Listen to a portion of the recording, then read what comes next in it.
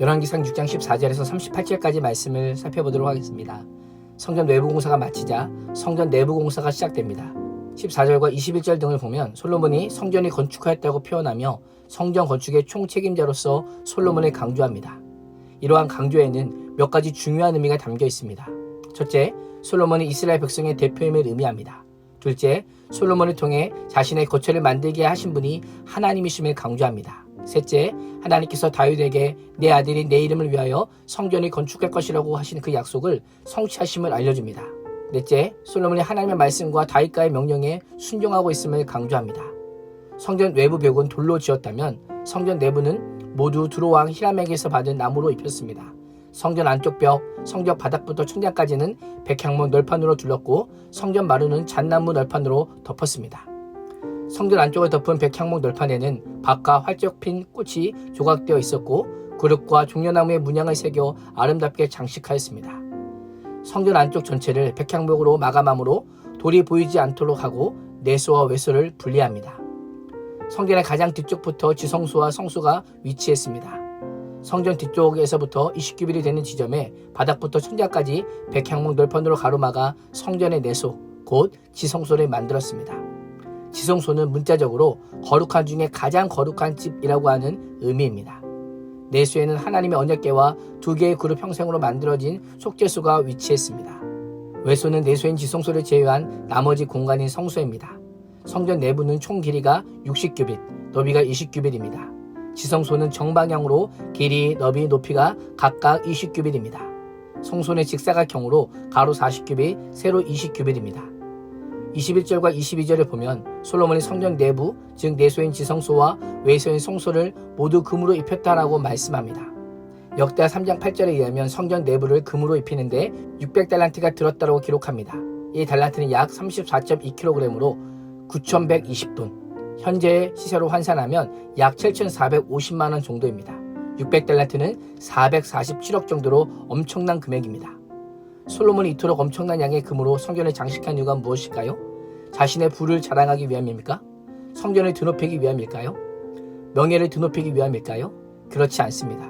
만약 그럴 목적으로 성전을 만들었다면 성전 내부는 물론 외부와 모든 건축 재료를 돌이나 나무가 아닌 금으로 사용했을 것입니다.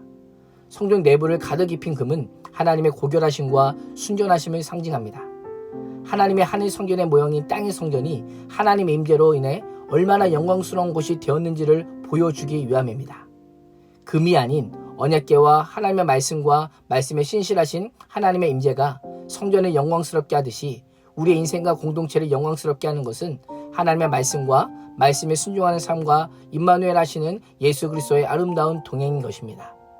금사슬로 장식하고 제단과 그룹들과 종려나무 장식들과 심지어 마루까지 금으로 입힌다고 하나님의 영광이 선포되는 것은 아닙니다. 하나님의 성전은 하나님의 영광을 바로 드러내게 될 때 그 의미가 있습니다. 하나님의 성전은 우리의 인생도 그러합니다.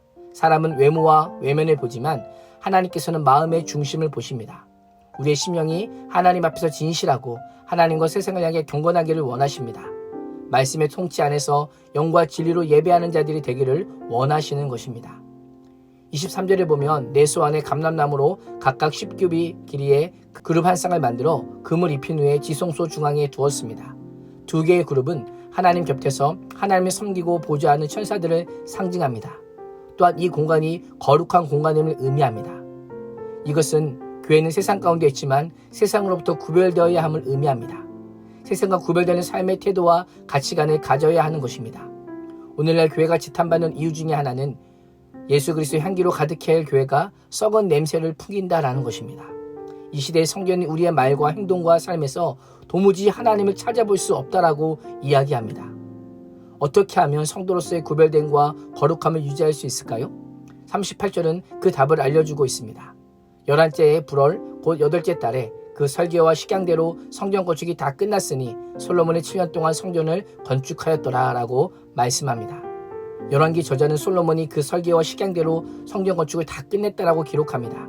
아무리 지혜로운 솔로몬이라 해도 자신이 원하는 대로 성전을 짓지 않았습니다. 솔로몬은 하나님께서 다윗에게 알려주신 그 설계와 식양대로 건축하였습니다. 솔로몬은 하나님의 말씀에 따라 성전의 지휘함을 알고 있었기에 그 설계와 식양을 따라 자신이 감당해야 할 성전 건축의 사명을 감당한 것입니다. 하나님의 성전으로서의 구별됨과 거룩함을 유지하는 비결은 하나님의 말씀대로 사는 것입니다. 화려한 삶이 아니라, 멋진 삶이나 부유한 삶이 아니라 하나님의 말씀이라는 설교도에 따라 살아가는 삶입니다.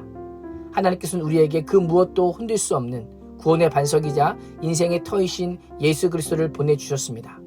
예수 그리스도의 머리로 하는 인생의 성전을 지어갈 것을 명령하십니다. 솔로몬에게 성전의 설계도뿐만 아니라 모든 필요한 재들을 공급해 주신 하나님께서 우리 인생에도 인생의 믿음의 집을 세워가는 데 필요한 설계도와 은사와 달란트와 성령을 선물로 주셨습니다. 우리에게 필요한 것은 끝까지 예수 그리스도의 터 위에서 하나님의 말씀대로 사는 것입니다. 하나님께서 주신 설계도를 따라 솔로몬이 자기 손으로 성전을 건축한 것처럼 우리 또한 말씀의 설계도를 따라 예수 그리스도의 터 위에서 우리의 인생을 세워야 가야 하는 것입니다. 오늘 하루도 말씀의 진리 위에서 우리 인생과 가정과 교회와 삶의 자리를 건축하는 지혜로운 건축자가 되시기를 주님의 이름으로 축원합니다. 기도하겠습니다. 하나님, 하나님의 성전은 우리가 예수 그리스도의 향기로 가득하게 하여 주시고 하나님의 영광으로 빛나게 하시고 세상과는 거룩으로 구별된 성전으로 살게 하여 주시옵소서. 예수님의 이름으로 기도합니다. 아멘.